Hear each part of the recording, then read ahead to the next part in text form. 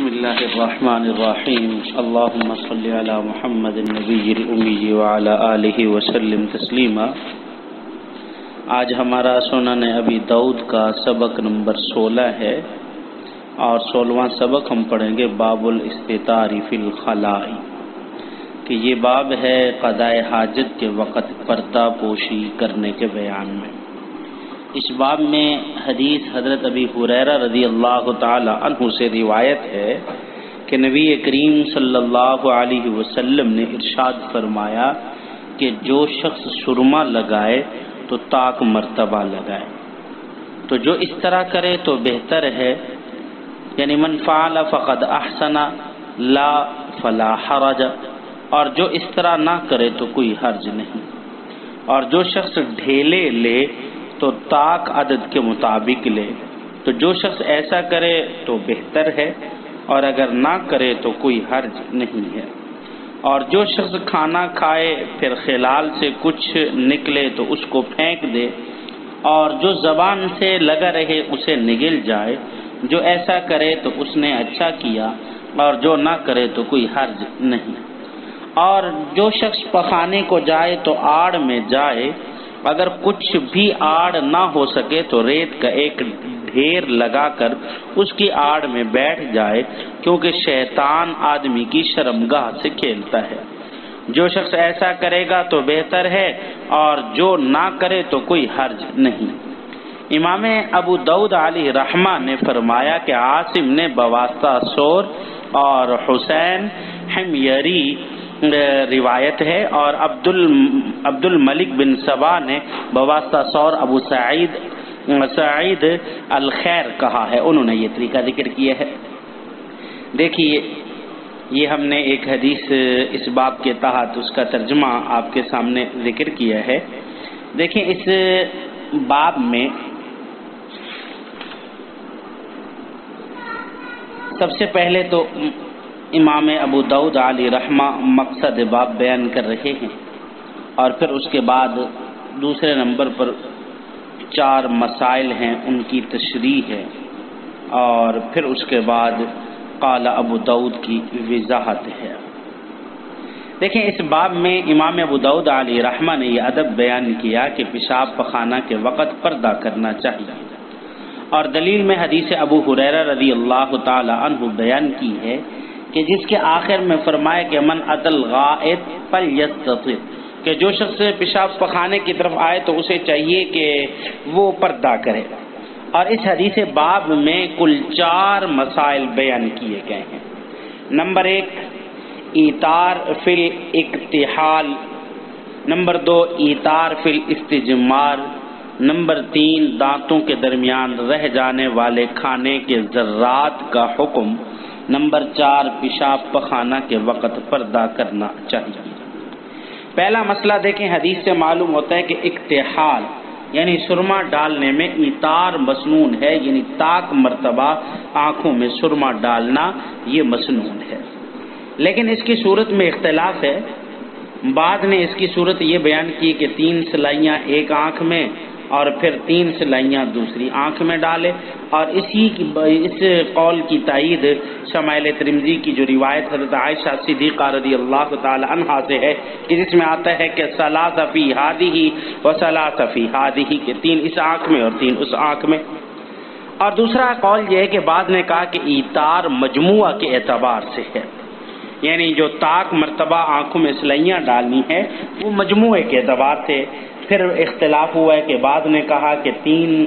دائیں آنکھ میں سلائیاں ڈالے اور 2 بائیں آنکھ میں سلائیاں ڈالے، تو یہ کل 5 ہو جائیں گی اور یہ اطار ہو جائے گا۔ اور امام غزالی علیہ رحمہ فرماتے ہیں کہ دائیں آنکھ میں 2 اور بائیں آنکھ میں 1 سلائی ڈالے، اور تو یہ 3 ہو جائیں گی، 3 بھی طاق ہے۔ اور علامہ ابن حجر علیہ رحمہ اور علامہ ابن سیرین علیہ رحمہ نے فرمایا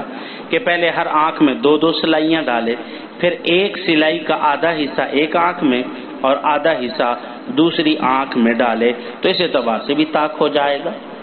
اب اس کے بعد دوسرا مسئلہ جو ہے وہ ہے ایتار فی الاستجمار۔ دیکھیں، اس کو تو ہم انشاءاللہ تعالی جو آگے ایک باب آئے گا باب الاستجمار فی الاستنجاء، اس میں انشاءاللہ تعالی اس کو تفصیل سے ذکر کریں گے۔ آگے تیسرا مسئلہ بیان کیا گیا ہے کہ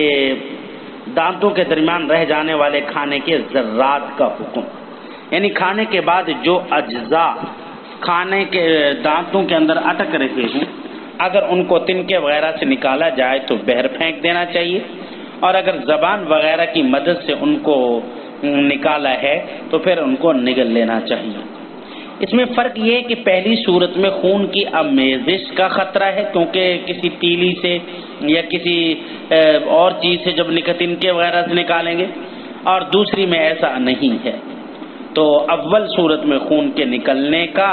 صرف ظن ہو تو پھر پھینکنا مستحب ہے، اگر یقین ہو کہ خون بھی ساتھ آیا ہے تو پھر اس کا پھینکنا واجب ہے، مستحب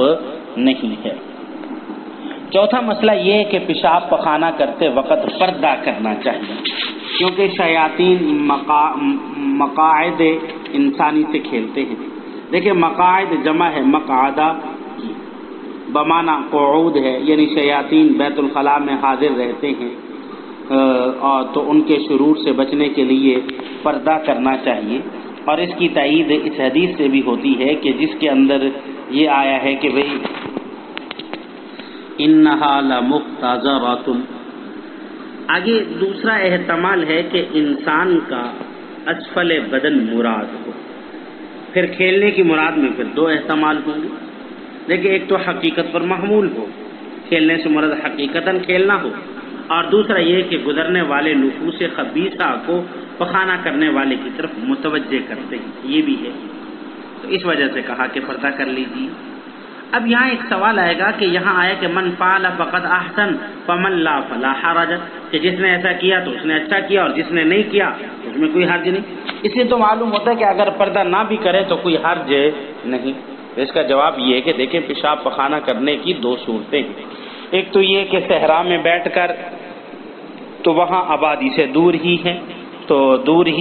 تو پھر وہاں پردہ کرنا مستحب، اور دوسرا یہ کہ آبادی میں پیشاب پخانہ کریں تو اس صورت میں پردہ کرنا تو ضروری ہے۔ تو یہاں یہ حدیث باب جو ہے یہ پہلی صورت پر محمول ہے کہ جب صحرا وغیرہ کے اندر کیا کیا جائے، پیشاب پخانہ کیا جائے، اور اسی حدیث کے اندر بھی اس کا الفاظ سے وضاحت ہے کہ آپ نے فرمایا کہ اگر کوئی چیز نہ ملے تو ریت کا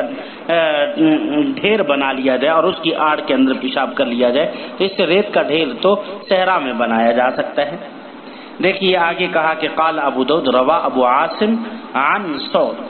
دیکھیں ثور کے تین شاگرد ہیں، عیسیٰ بن یونس، ابو عاصم اور عبد الملک بن صباح۔ تو پہلے تو قالا سے امام ابو داؤد نے ثور کے دو شاگرد عیسیٰ بن یونس اور ابو العاصم کے درمیان فرق بیان کیا ہے کہ عیسیٰ بن یونس نے حسین کی نسبت حبرانی ذکر کی ہے اور ابو عاصم نے حمیری نقل کی ہے، لیکن یہ اختلاف صرف لفظی ہے، حقیقی نہیں ہے، اس لیے کہ حمیر بڑا قبیلہ ہے اور حبران یہ اس کی شاخ ہے، حبران جو ہے یہ اس کی شاخ ہے۔ آگے فرمایا کہ وقالا، آگے فرمایا کہ دیکھیں قالا ورواہ،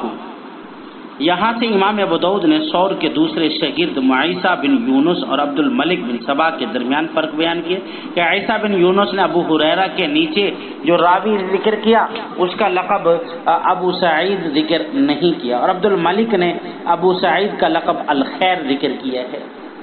یعنی انہوں نے ابو سعید کا لقب ذکر نہیں کیا، اور عبد الملک بن صباح نے ابو سعید کا لقب الخیر ذکر کیا ہے۔ آگے وقال ابو داؤد ابو سعید الخیر ہوا من اصحاب النبی صلی اللہ علیہ وسلم۔ تو دیکھیں اس قول سے امام ابو داؤد عیسیٰ بن یونس کی سند کی ترجیح بیان کر رہے ہیں کہ ابو سعید کو غیر مقلب ذکر کرنا بہتر ہے، کیونکہ ابو سعید دو شخص ہیں، ایک صحابی ہیں اور دوسرے تابعی ہیں۔ صحابی کا لقب الخیر ہے نہ کہ تابعی کا ہے، اور ظاہر ہے کہ یہاں ابو ہریرہ سے نقل کرنے والے تابعی ہی ہو سکتے ہیں نہ کہ صحابی ہو سکتے ہیں۔ اچھا یہاں ایک سوال ہوگا کہ حافظ ابن حجر رحمہ اللہ فرماتے ہیں کہ ابو سعید یہاں وہ کہتے ہیں متعین ہے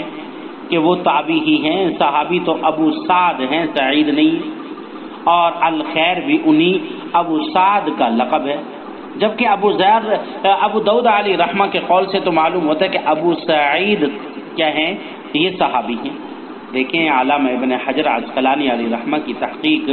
ابو داؤد پر حجت نہیں. ابو داؤد کی تحقیق یہی ہے کہ ابو سعید نامی دو شخص ہیں، ایک ابو سعید الخیر جو صحابی ہیں اور دوسرے ابو سعید مطلق جو تابعی ہیں. اور علامہ عینی علی رحمہ نے بھی امام ابو داؤد علی رحمہ کے قول کو ترجیح دی ہے. اب ایک سوال ہوگا مختصر سا کہ علامہ ابن ماجہ میں ابو سعید کی بجائے ابو سعد کا ذکر ہے، تو بظاہر تو ایک تعارض ہوگی. تو اس کا جواب یہ ہے کہ امام ابو داؤد کی اس روایت و سند کو ابن ماجہ کی سند پر ترجیح حاصل ہے، اور یہ ابو سعید ہی ہیں، ابو سعد نہیں ہیں. دعا کیجیے کہ اللہ رب العزت ہمیں سمجھنے کی، یاد کرنے کی توفیق عطا فرمائے. وما علینا الا البلاغ.